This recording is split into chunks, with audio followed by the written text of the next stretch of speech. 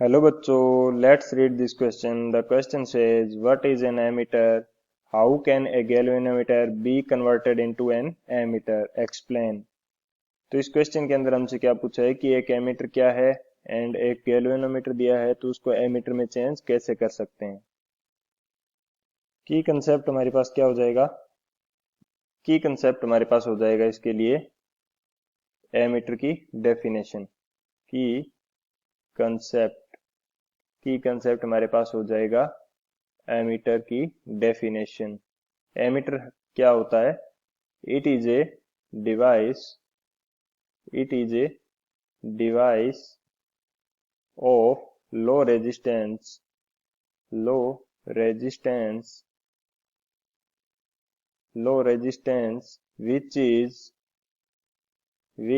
is used to measure current. जो current का measurement करने के लिए जो डिवाइस है वो हमारे पास क्या होती है? अमीटर। एंड इसका रेजिस्टेंस क्या होता है? लो। रेजिस्टेंस इसका कम होता है। अगर हमारे पास कोई आइडियल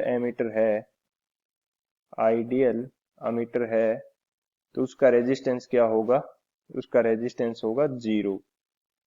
जो रेजिस्टेंस की वैल्यू आइडियल एमीटर की होगी वो 0 होगी, यानी कि ये सर्किट से कोई भी करंट नहीं लेगा एंड जो एग्जैक्ट वैल्यू ऑफ करंट है वो हम इससे मेजर कर सकते हैं।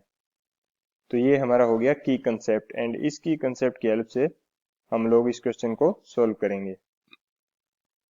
एंड जो सेकंड थिंग है, अगर उसको मैं की कंसेप्ट के रूप में लिखना चाहूँ तो वो मेरे पास क्या हो जाएगी? जो आर नेट होता है in parallel condition, in parallel combination के अंदर जो आर नेट होगा उसकी वैल्यू क्या होती है?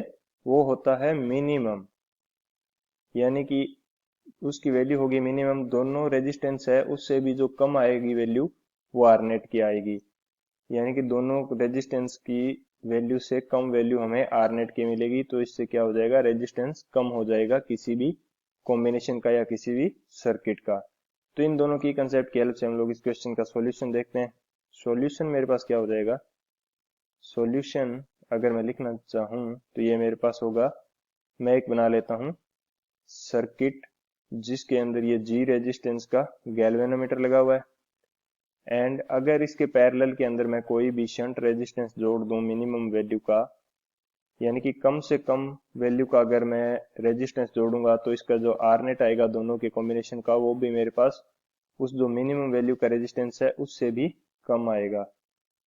मैंने इसके पैरेलल कंडीशन में जोड़ा एस, एक शंट रेजिस्टेंस, एंड यहाँ पे जो करंट फ्लो हो रही थी उसकी वैल्यू थी आई, एंड जो ये जी गैल्वेनोमीटर ले रहा था करंट उसकी वैल्यू थी आई जी, एंड जो शंट रेजिस्टेंस के पास करंट आएगी उसकी वैल्यू क्या आ जाएगी?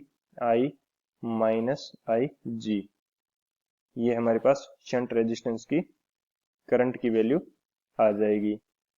तो वोल्टेज जो होता है वो सेम रहता है पैरेलल कॉम्बिनेशन के अंदर। Voltage remains same voltage remains same in parallel, यानी कि यहाँ पे जो वोल्टेज होगा वी जी का एक गैल्वेनोमीटर के अक्रॉस में, अगर इसको वी जी से शो करूं एंड शंट के अक्रॉस में वी एस से शो करूं तो ये दोनों मेरे पास इक्वल आ जाएंगे। एंड वी जी की वैल्यू मेरे पास क्या हो जाएगी? आई जी, एंड इसका resistance capital G, and V S की वैल्यू मेरे पास क्या आएगी? ये आएगी मेरे पास I minus I G multiplied by S, shunt resistance.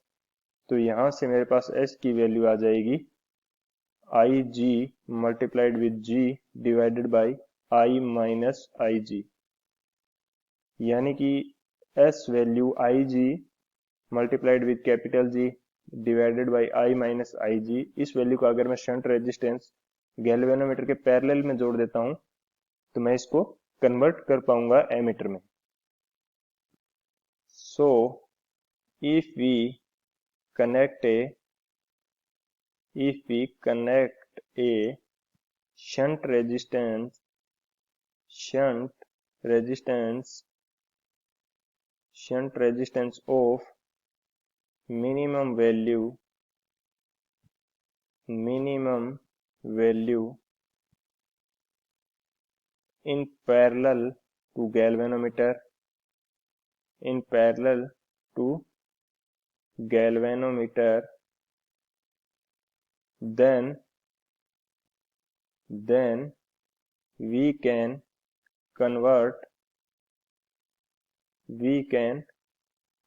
it into an ammeter, यानी कि किसी गैल्वेनोमीटर के पैरेलल कॉम्बिनेशन में एक मिनिमम रेजिस्टेंस जोड़ दिया जाए तो हम इस गैल्वेनोमीटर के कॉम्बिनेशन का जो रेजिस्टेंस है, नेट रेजिस्टेंस, वो कम कर लेंगे एंड इसको एमीटर में कन्वर्ट कर पाएंगे। I hope this is our final answer. I hope you understood it well. Best of luck. Thank you.